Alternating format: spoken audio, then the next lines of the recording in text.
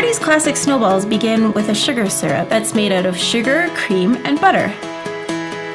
Once that syrup is cooked to the perfect temperature, it's poured into a cream beater where it's churned into a beautiful, thick paste. That paste is then put into the extruder, which gently pushes the center out onto the belt in a perfect cylinder.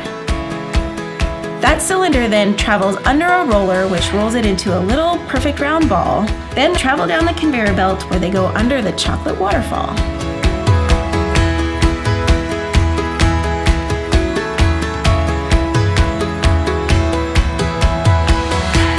Once they're coated, each snowball is picked up individually by hand and rolled in coconut. Once the snowballs are ready, they're carefully packaged into boxes for you to enjoy.